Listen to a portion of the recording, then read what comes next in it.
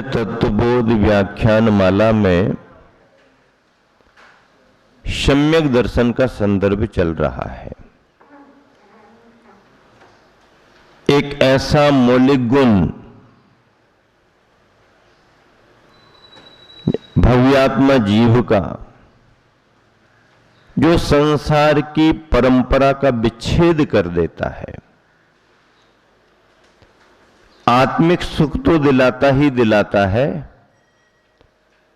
परमार्थभूत मोक्ष सुख को भी प्रदान करता है। ऐसे सम्यक दर्शन के संदर्भ में विभिन्न बिंदुओं को आप सब ध्यान से सुन रहे हैं। कल के दिन सम्यक दर्शन प्राप्ति के बहिरंग कारण क्या हो सकते हैं, अंतरंग कारण क्या हो सकते हैं, इनकी चर्चा आप सबके सामने रखी गई। नारकियों के बारे में समझ लिया, देवों के बारे में भी समझ लिया, मनुष्य और त्रियंचों की चर्चा होनी है। सबकी चर्चा करें और जहां रहते हैं वहां की चर्चा ना करें तो कुछ जमता नहीं है। अब जहां पर रह रहे हैं उसे मध्यलोक कहा जाता है। हम और आप जहां पर हैं वो क्या है? मध्यलोक। ऊपर का लोक ऊर्ध्वलोक, नीचे का लोक अधोलोक, और जो तिरछे तिरछे बहुत लंबे विस्तार वाला है, जमीन से लेकर के सुमेरु पर्वत पर्यंत जिसकी ऊंचाई है, ये मध्य लोक कहलाता है। इस मध्य लोक में आवास निवास के रूप में मनुष्य और त्रियंचों का स्थान है। किनका स्थान है? मनुष्य और त्रियंचों का स्थान। दो गतियां मध्य लोक में, मनुष्य गति और देव गति, त्रियंच गति।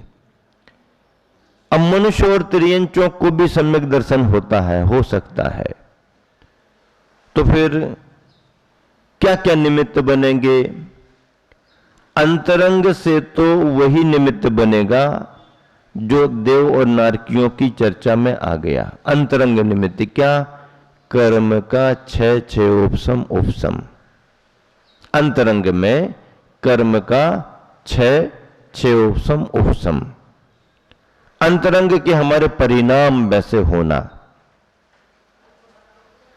बहिरंग साधनों में, कारणों में अलग अलग चर्चा आती है। बहिरंग कारण चारों गतियों में कुछ कॉमन है, कुछ वहां की परिस्थितियों को लेकर के अलग है। मनुष्य और त्रियंचों के कारण बहिरंग रूप में दोनों एक से हैं। जाति स्मरण एक, धर्म श्रवण दो, और जिन बिंब दर्शन तीन। सम्यक दर्शन आत्मा का मौलिक गुण है। सम्यक दर्शन होने पर ज्ञान भी सम्यक ज्ञान हो जाता है और ग्रहण किए गए चारित्र में समीचीनता आती है, अर्थात सम्यक चारित्र की प्राप्ति होती है। बहिरंग साधन क्या बनेंगे सम्यक दर्शन के? एक तो जाति स्मरण, दूसरा धर्म श्रवण, तीसरा जिनबिंब दर्शन। जाति स्मरण क्या है? वही अतीत भोग की स्मृति आ जाए। किसकी स्मृति आ जाए? अतीत भोग की स्मृति आ जाए। इसे जाति स्मरण कहा गया है। 24 तीर्थंकरों में से कुछ तीर्थंकरों को वैराग्य का कारण जाति स्मरण बना है। किसी का कोई उपदेश नहीं, वैसे भी तीर्थंकरों को किसी के उपदेश की जरूरत नहीं होती है। प्रकृति और घटना विशेष को वो अपने ज्ञान से वैराग्य का कारण बना लें, वो बात अलग है, पर उन्हें कोई संबोधित नहीं करता, कोई समझाता नहीं है। बचपन में वो किसी पाठशाला में नहीं पढ़ते, गुरुकुल में नहीं पढ़ते हैं। पूर्वभवों से उनके ज्ञान का संस्कार उनके साथ आता है। दीक्षा लेते समय भी किसी के उपदेश की जरूरत नहीं है। स्वयं प्रकृति कोई निमित्त बन गई, घटना कोई निमित्त बन गई, उस घटना पर उनका उपयोग केंद्रित हो गया, विचार चलने लगे, या फिर सहज कोई प्रकृति कोई घटना कारण नहीं बनी है और उनके विचार चिंतन एकाग्रता में अतीत की स्मृति का विषय जुड़ जाए तो इसे जाति स्मरण कहते हैं। पिछले भवों का स्मरण आ जाए, ये जाति स्मरण। जाति स्मरण से वैराग्य हो ही जाए ऐसा नहीं है। जाति स्मरण किसी के संसार के राग द्वेष में कारण भी बन सकते हैं, लेकिन यदि किसी भव्यात्मा का जाति स्मरण उसके किसी संस्कार को लेकर के आता है तो वो वैराग्य का कारण भी बन सकता है। अतीत की स्मृति में यदि उसके लिए भाव आने लगा, ओहो पूर्व भव में मैं इस प्रकार से था, पूर्व का भव मेरा इस तरह से बीता, उस समय ये भावना मैंने भाई थी, अब योग अच्छा है, इस पर्याय में संयम को धारण किया जा सकता है। तो ऐसा भाव करते करते उसको वैराग्य हो गया, हो जाए तो जाति स्मरण वैराग्य में कारण बना। जैसे कि सुकमाल स्वामी की कथा आपने सुनी है, कितने सुख सुविधाओं में रहे, कितने आराम से पले, इतना धन वैभव उनके माता पिता के पास था कि जिस रत्न कंबल को उस नगर का राजा भी नहीं खरीद सका खजाने से, उस रत्न कंबल को अपने बेटे सुकुमार के लिए माता पिता ने खरीद लिया। वह रत्न कंबल उसके महीन बारीक रेशे भी सुकुमार को चुभने लगे तो उसने उसका उपयोग करने से इनकार कर दिया कि ये मेरे काम का नहीं है। तो भी उनको कोई दुख नहीं हुआ कि इतना कीमती ये दुशाला कंबल और ये बेटा मना कर रहा, कोई बात नहीं, तुम्हारे उपयोग में नहीं है तो छोड़ दो। फिर क्या करें, तो माता पिता ने उस रत्न कंबल की सुकमाल की पत्नियों के लिए जूतियां बनवा दी। क्या बनवा दी? जूतियां। अब सोचो, विचार करो, ऐसा सुकमाल घर से कभी निकला नहीं बाहर, सूरज का प्रकाश उसने देखा नहीं, रत्नों के उजालों में, रत्नों के प्रकाश में समय उसका बीत रहा था। एक दिवस सुबह सुबह नगर के उद्यान में चतुर्मास करने वाले मुनि महाराज का पाठ सुनने में आ गया। पाठ, जो वो पाठ कर रहे थे, वो आवाज सुकमाल के यहां खिड़की से पहुंच गई। उस पाठ की तरफ ध्यान गया,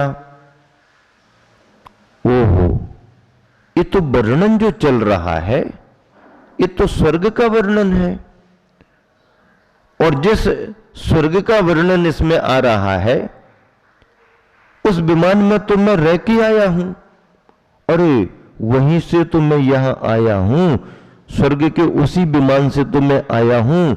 ऐसा विचार करते करते ओहो, ये जो आवाज आ रही है इस तरफ अपन को चलना चाहिए और आगे का समझना चाहिए। बस क्या था, रात के अंधेरे में, सुबह सुबह समझ लो, एकदम ब्रह्म मुहूर्त में, अंधेरे में, और वो निकल गया, महाराज जी के पास पहुंच गया।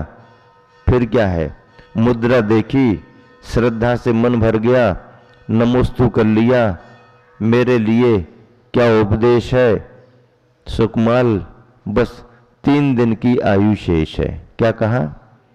3 दिन की आयु शेष है।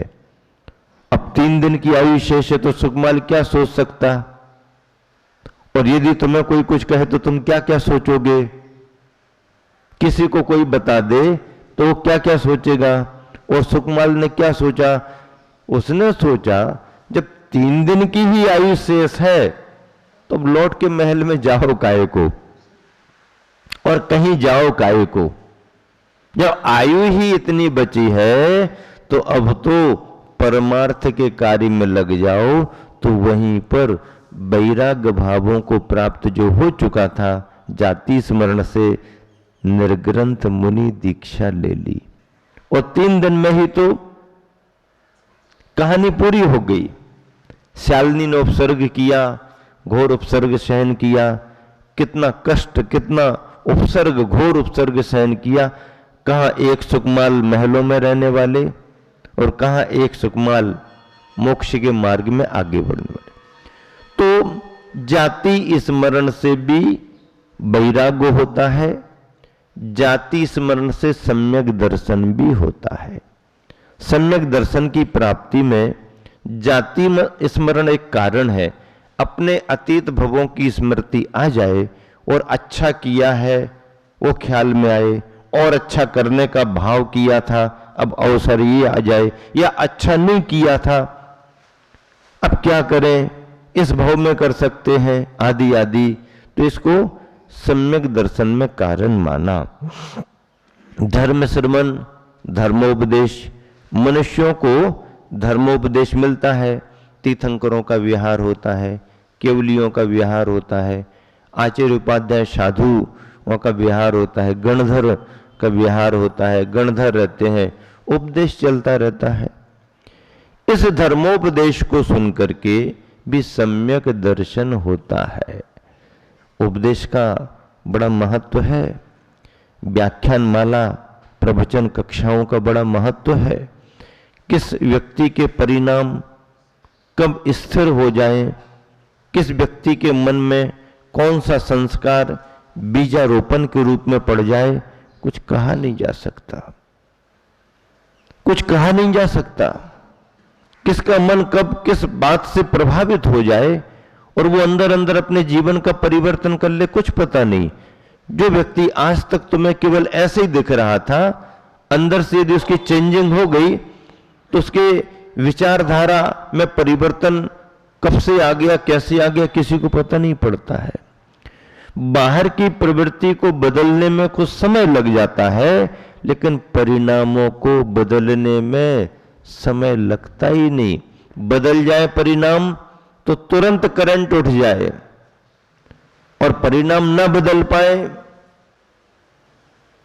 तो पत्थर पर से पानी कितना ही निकलता रहे, ऊपर ऊपर से पत्थर भीगा दिखेगा, अंदर तो कोरा का कोरा, सूखा का सूखा। इतना पानी मिल गया पत्थर को, फिर भी सूखा का सूखा। और जरा सी बूंदे, जरा सी फुहार माटी पर गिर जाए तो माटी नरम हो जाती है, नरम हो जाती है। एक बूंद भी यदि गिर गई तो जितने भाग पर गिरी उतना भाग नरम हो जाता है। परिणाम एक क्षण में भी बदल सकते हैं, और न बदल पाए तो कितना भी समय निकल जाए। उसी एक क्षण की प्रतीक्षा के लिए ये सारे पुरुषार्थ किए जाते हैं, सारी भावनाएं भाई जाती हैं।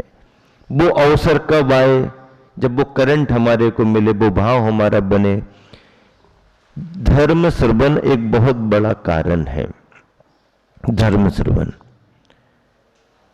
त्रियंचों के लिए भी धर्म श्रवण है। त्रियंचों को कैसे धर्म का श्रवण, उनकी कहाँ सभाएं, कहाँ कक्षाएं होती हैं, उनको भी भले ही इस रूप में उनके लिए कुछ लाभ ना मिले सामाजिक व्यवस्था के रूप में, पर उनको भी आते जाते कुछ प्रत्यक्ष देशना, कुछ प्रकृतिकृत देशना उनको भी मिल जाती है। जैसे किसी त्रियंच को किसी ने संबोधन दिया, संबोधन देने का परिणाम महावीर भगवान का जीव जिस समय सिंह की पर्याय में था, चारण रिद्धिधारी मुनि महाराज का उपदेश मिला और सिंह के परिणाम बदल गए। सिंह शिकार कर रहा था, शिकार का भक्षण कर रहा था जंगल में। चारण रिद्धिधारी मुनि महाराज की दृष्टि पड़ गई, आसमान से नीचे उतर आए, अरे ये तो वो जीव है जिसे इस भव से लेकर के 10वें भव में भरत क्षेत्र का अंतिम तीर्थंकर बनना है। अभी हिंसा में रत है, संबोधन दे देना चाहिए, तो काम बन गया। मोक्ष मार्ग की यात्रा शुरू। त्रियंचों को सर्प की संलेखना, हाथी की संलेखना, पारसनाथ भगवान का प्रश्न पत्र आप सबको मिल गया। पारसनाथ भगवान जिस समय हाथी की पर्याय में थे, संलेखना का व्रत लिया उन्होंने। संलेखना का व्रत कैसे उन्होंने निभाया होगा, कैसे उनकी चर्या उसमें बनी होगी। मनुष्यों की अलग होती है। त्रियंचों की स्थिति में उनकी जो चर्या बन सकती है, उनकी जो शुद्धि भावों से बन सकती है, वो उनकी संलेखना, परिणामगत संलेखना। ऐसे त्रियंचों में संगी पंचेंद्रिय यदि कोई त्रियंच है, तो चाहे कौआ कबूतर हो, चिड़िया हो, कोई भी पक्षी हो, कोई भी पशु चौपाया हो, उसको सम्यक दर्शन हो जाता, सम्यक ज्ञान भी उसके साथ जुड़ जाता, और देश व्रतों का संयम भी वो धारण कर लेते हैं। देशावधि ज्ञान उनको हो सकता है, देशावधि सीमित मात्रा का अवधि ज्ञान उनको हो सकता है। तो ये धर्म श्रवण त्रियंचों को भी है। कोई गुरु का उपदेश मिल जाए। श्यार की कहानी आचार्य निशी सिलवानी में ग्रीष्म काल में सुनाई थी। मुनिराज का उपदेश सुनकर के रात में खाना पीना उसने छोड़ दिया, पानी भी छोड़ दिया, इसी सिलवानी में सुनाई थी। श्यार ने नियम धारण किया, सम्यक दर्शन प्राप्त कर सकते। इस तरीके से ये धर्म श्रवण त्रियंचों को भी, मनुष्यों को भी। जिन बिंब दर्शन भी इसी में है। जिन बिंब दर्शन, मनुष्य बीतरागी भगवंतों का दर्शन करते हैं, मंदिरों का निर्माण करते हैं, वेदियां बनाते हैं, प्रतिमा विराजमान करते हैं। क्यों करते? क्योंकि रत्नत्रय प्राप्ति के साधन है।